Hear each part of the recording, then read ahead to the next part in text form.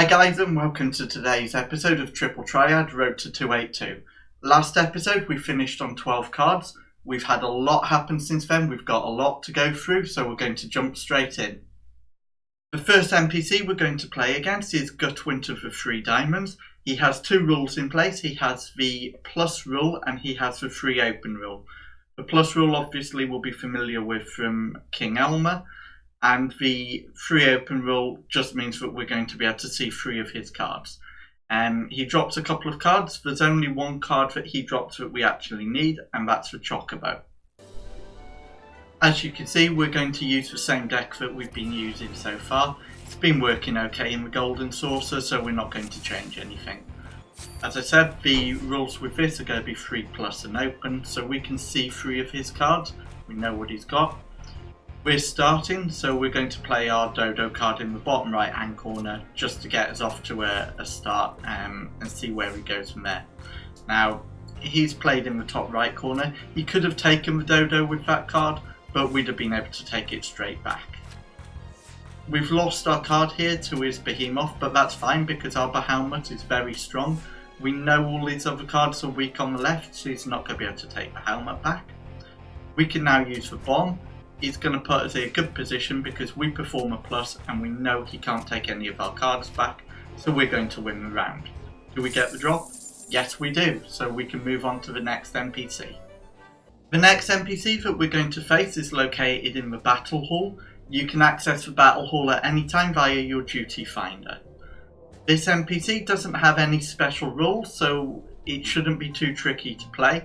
However, he does have some quite high level cards, so we might not be able to beat him easily. We'll play a match, see how it goes, and then decide if we stay on him or if we move on elsewhere. So this NPC doesn't have any special rules, but like I say, his deck is quite high, so it's a bit tricky. At this point we've done a few matches against him and we're having kind of a mixed success rate. So we'll probably do this last attempt, and if it doesn't work out, or even if it does, we'll probably move on somewhere else and come back here when we've got a 2-star deck. As you can see, he started off with a very strong card. Thankfully though, it's weak at the bottom and strong on the 2 sides, so we should be able to keep that card. We've now got off to a really good start. We've captured 2 of their strong cards, which they're probably not going to be able to get back. So hopefully we can go on and make this game a win. It's looking very likely now because they're only able to take 1 of our cards at most. They're not going to do that either. So we get the win and we get the card. But like I say, this would be easier with a stronger deck, so we'll move on to a different NPC for now.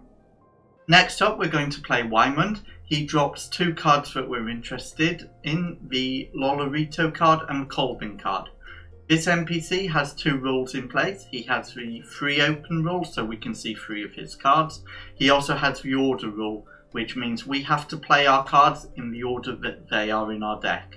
It's always worth, when it's order, trying to just adjust your deck a little bit, make sure your stronger cards are later on in the match, because you don't want to use your best card right at the beginning. So, like I say, there's no real rules to be wary of on this NPC. We've got the free open one, and we're after the Colbin card and we're after the Lolorito card. We're just going to use our standard deck, which is mainly the start cards and Bahamut, and see how we go. We get to go first, so we're going to play our bomb in the bottom left corner, just because it's a reasonably easy card to take back if they get hold of it, which they have done. We're now going to play in the bottom right hand corner with our Ixal. It should be reasonably safe there looking at what they've got, and they've only got the 1 card that could beat it and they've not played it there yet. So by doing that we've now blocked them off. They can't take our Ixal card, so it's all down to these last couple of cards. We've got a Bahamut in hand. Ideally we want them to play in the middle or in the bottom so that we can go in the top left and take 2 cards. Although if we go now, we can take the 2 cards, get them out of the way. He's not going to be able to take them back and we can win the game. So we get the Colbin card. That's one of the 2 cards that we needed to get from this NPC. We're now going to play another match against this NPC, and we're hoping for a similar result. As you can see in the log, the Colbin card was the last battle we had, so this is our next match after that. So we've started the game, it's same rules again, free open. We get to go first, so we're going to look at putting our Dodo in the bottom right hand corner. They go with their Madrigora and take us, but that's fine, we can take that back with our bomb. They've played quite a weak card at the top.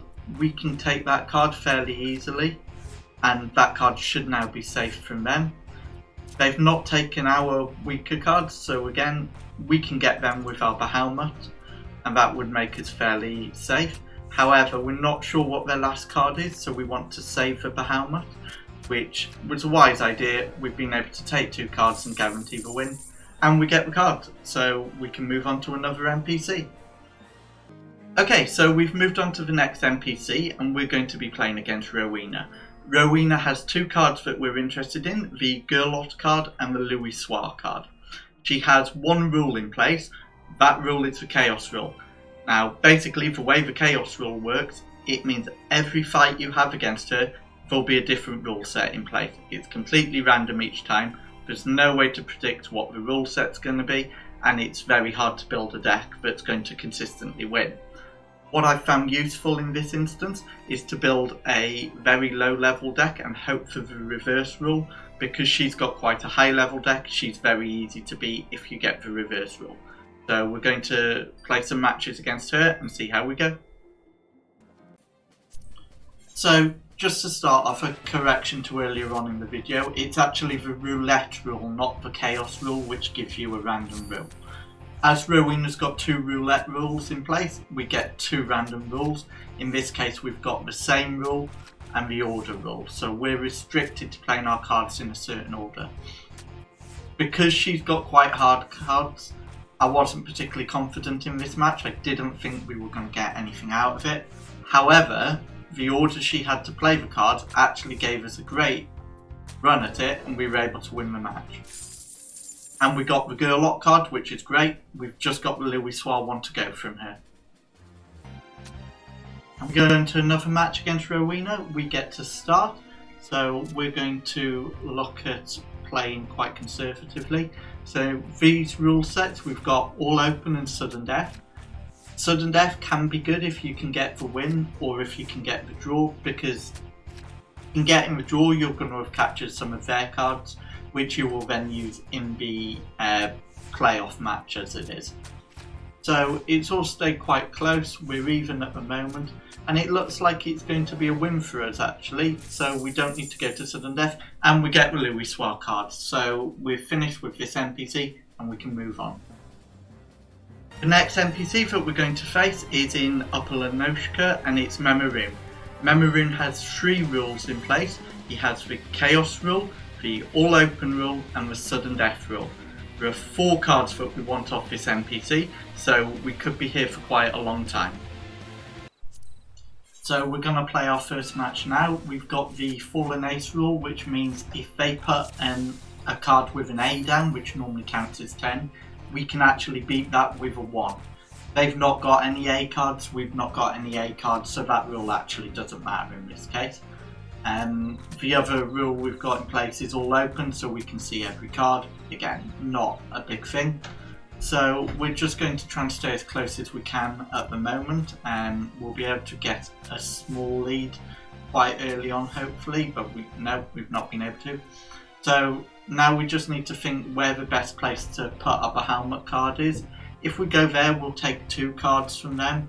They'll only have 1 go left, so they'll probably only be able to get 1 card off us, up the worst 2.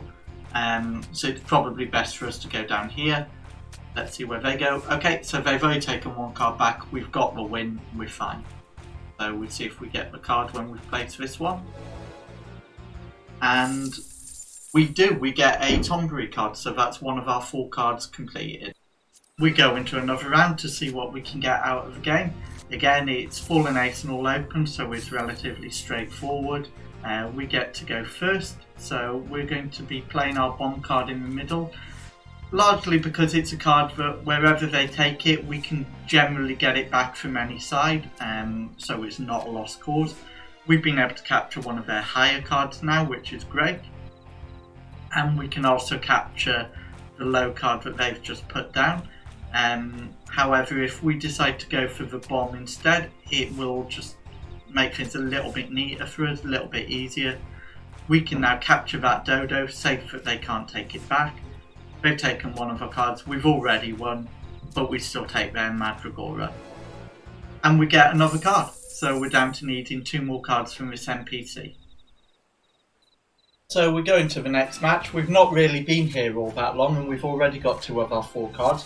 Hopefully our luck can continue and we can get all of the cards we need and move on to another NPC. So he started, he's in quite a weak position. We're going to be able to take that card back and it should be relatively safe because he's got nothing big on his left hand side. So already at this point in game we're in a good position. We know what he's got because of the all open rule.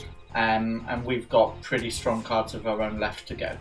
So again, he's played a card that's not in a great position. It's easy enough for us to take it, which we now do. And with a 2 card lead at this point, we're not going to lose the round. We can easily take that card back. If we use our Bahamut, he's not going to beat us. We could have used our Dodo and we'd have still been perfectly fine at that point. So we win the game with a card in hand and we get another card, so that's absolutely brilliant. We can move on after we get 1 more card. Okay, so we've been on this NPC for quite a while now. It's been a good 10 minutes since we've had the last card drop. Thankfully there have been a lot of people in stream chatting, so it's kind of kept us from going insane while we're playing this. We go again against him. As he has been doing a lot, he's played his card in the middle of the top row and it's quite weak, easy for us to take. That straight away gives us a big advantage and it's very hard for us to lose a match from there. So we go on to take the win in this game quite comfortably. We weren't really worried at any point and we get the card. So that's all 4 cards from this NPC and puts us up to 22 in total. That's the end of episode 3. We've had a lot of NPC battles, we've won a lot of cards and we've made some great progress. If you like the video, please like and subscribe and come back for episode 4 of the Road to 282.